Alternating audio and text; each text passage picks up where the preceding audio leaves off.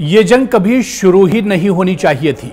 ये अल्फाज थे अमरीकी सदर डोनाल्ड ट्रंप के, जो उन्होंने अक़वाम मुत्तहिदा की जनरल असेंबली के इजलास के साइडलाइन पर इस्लामी ममालिक के सरबराहान से एक अहम मुलाकात में की। ये मुलाकात मामूली सिफारती मश्क नहीं थी, बल्कि गजा में जंगबंदी के लिए कोशिशों का अहम संग मेल थी। तो सवाल यह है कि क्या यह मुलाकात वाकई गजा में अमन ला सकती है? इस्लामी ममालिक का मौक़िफ़ आखिर क्या कुछ है और क्या अमेरिका अब अपना किरदार बदलने जा रहा है? इसी को हम तफसील से जानने की कोशिश करेंगे। दरअसल अक्टूबर 2007 से शुरू होने वाली गजा की जंग में हजारों फिलिस्तीनी जाँ बहक हो चुके हैं, लाखों लोग बेघर हैं। इजराइल और हमास के दरमियान कशीदगी थमने का नाम नहीं ले रही है। इंसानी बहरान ने दुनिया की आंखें खोल दी।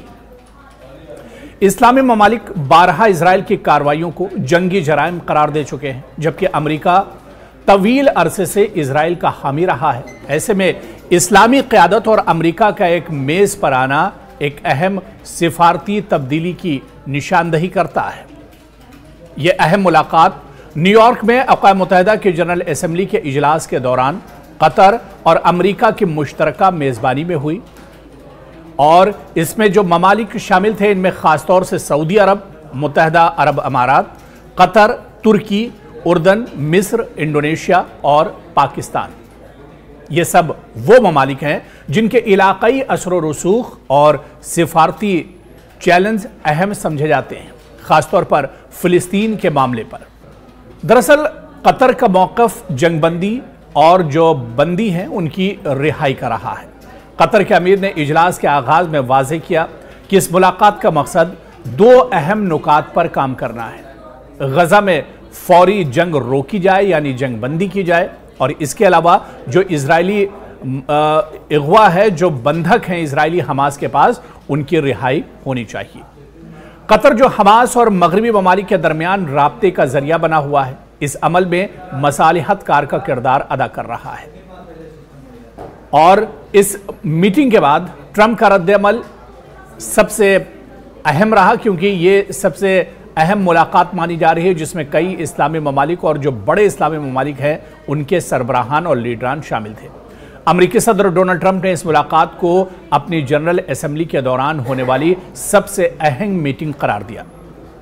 डोनाल्ड ट्रंप के अल्फाज थे कि दुनिया में कोई और ग्रुप ऐसा नहीं जो इस मसले को हल कर सके सिवाय आपके, यानी इस्लामी ममालिक के। उन्होंने एतराफ़ किया कि यह जंग रोकी जा सकती थी और अब भी वक्त है कि इसे ख़त्म किया जाए। उन्होंने मुज़ाकरात के लिए इस्लामी ममालिक के किरदार की तारीफ भी की। तो अक़वाम मुत्तहिदा की तकरीर में ट्रंप का जो मौक़िफ़ था वो एक तरह से निकल कर सामने आया। जनरल असेंबली से खिताब करते हुए ट्रंप ने कहा कि हम गजा में जंगबंदी के लिए कोशा हैं, फ़रीक़ैन को मुज़ाकरात की मेज़ पर लाना चाहते हैं। कई ताकतवर ममालिक ने हाल ही में फ़िलिस्तीनी रियासत को तस्लीम किया है। ये खुश आइंद है। यरग़बालियों की रिहाई के लिए अमन के हामी ममालिक को एक ज़बान होना होगा। उन्होंने हमास की पॉलिसियों पर तनकीद की, लेकिन फ़िलिस्तीनी अवाम को अलग रखा, जो सिफारती तवाज़ुन का एक तरह से इशारा भी है। लेकिन सवाल ये उठता है कि ये मुलाकात अहम क्यों है, और ये ऐसा इस्लामी ममालिक का इज्तिमाई एक तरह से मौक़िफ़ है। इससे ज़ाहिर होता है कि इस्लामी दुनिया अब अमली कदम उठाना चाहती है, सिर्फ बयानात नहीं बल्कि अब एक तरह से इस पर काम भी किया जा रहा है। दूसरा है कि अमेरिका की जो बदलती पॉलिसी है वो भी अब नज़र आ रही है। अब मुकम्मल इजराइल नवाजी से हटकर एक तवाज़ुन की कोशिश दिखाई दे रही है।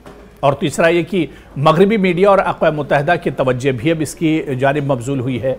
इस मुलाकात ने गजा के इंसानी बहरान को दोबारा आलमी एजेंडे पर लाकर खड़ा कर दिया है।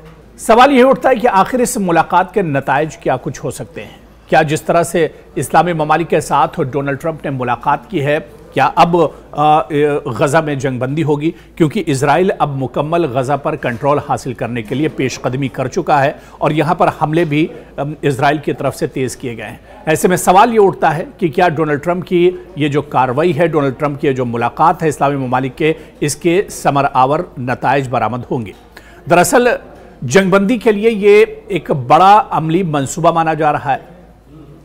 जो बंधक हैं उनकी रिहाई और इंसानी इमदाद के बदले जंगबंदी की बात कही जा रही है।